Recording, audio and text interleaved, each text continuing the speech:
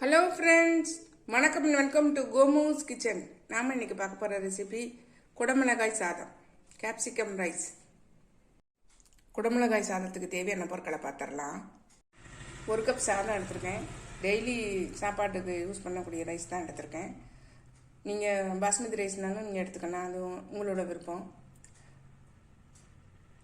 குடமிளகாய் வந்து ஒரு பெரிய குடமிளகாவை நீல வாக்கில் கட் பண்ணியிருக்கேன். ஒரு மீடியம் சைஸ் வெங்காயத்தையும் நீல வாக்கில் கட் பண்ணி வச்சுருக்கேன். ஒரு அரை டீஸ்பூன் கடலைப்பருப்பு, அரை டீஸ்பூன் வந்து நிலக்கடலை பருப்பு, சாம்பார் பவுடர் வந்து 1 டீஸ்பூன் எடுத்திருக்கேன். அடுப்பில் பேன் போட்டிருக்கேன். ஆயில் விட்டுக்கலாம்.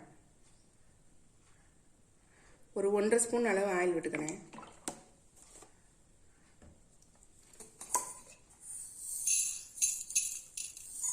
கடுகு சேர்த்துக்கிறேன்.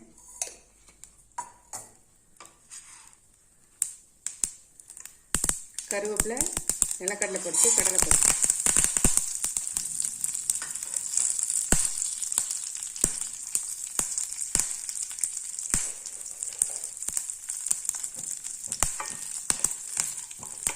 கொஞ்சம் செவக்க வறுத்த உடனே நம்ம வந்து மற்றதை சேர்த்துடலாம்.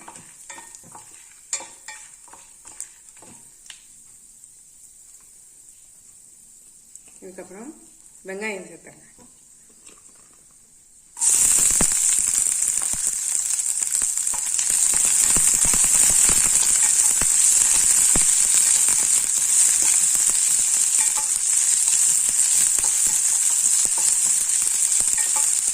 வெங்காயம் வதங்கட்ட கொஞ்சம் நான் காணும்.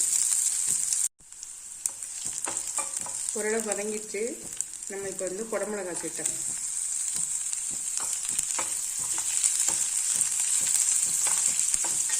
குடமிளகாய் வந்து கொலைய வேக விடக்கூடாது.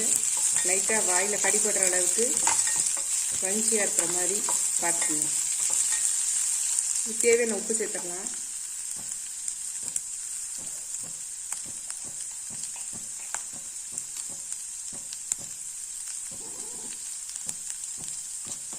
சாதத்துக்கு நான் போடலை, இப்போ இது வதங்கிறதுக்கு மட்டும் சேர்த்துருக்கேன்.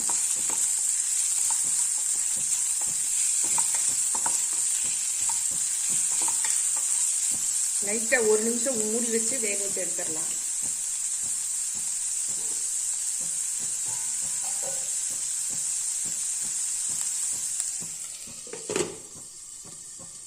ஒரு நிமிஷம் வேகட்டும். 1 நிமிஷம் ஆயிடுச்சு. நம்ம இப்போ இதில் ஓப்பன் பண்ணிடலாம்.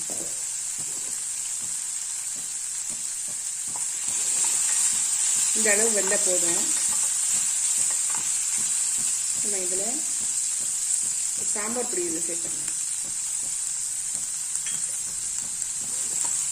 சிம்லேயே வச்சு கிளறி விடுங்க. வேணும்னா நீங்கள் கரம் மசாலா சேர்க்கலாம். நான் இன்றைக்கி கரம் மசாலா சேர்க்கல. எனக்கு வந்து இந்த குடமிளகாய் ஃப்ளேவரே சூப்பராக இருக்கும், அது ரொம்ப பிடிக்கும். அதனால நான் வந்து கரம் மசாலா சேர்க்கலை. நீங்கள் வேணும்னா கரம் மசாலா சேர்த்துக்கலாம். அந்த ஸ்டேஜில்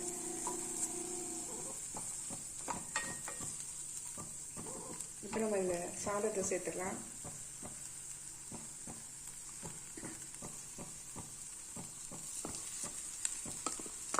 சாதம் நல்லா உதிரியாக இருந்தால் தான் நல்லாயிருக்கும்.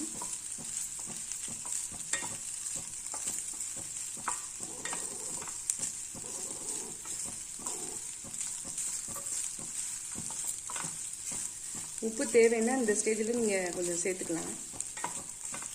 இல்லை காய்க்கு உப்பு போட்டோம் பார்த்தீங்கன்னா, சாதத்துக்கு போடாதவங்க சேர்த்து போட்டுக்கோங்க. இல்லைன்னா மிக்ஸ் பண்ணதுக்கப்புறம் கொஞ்சம் தேவைப்பட்டால் போட்டுக்கலாம்.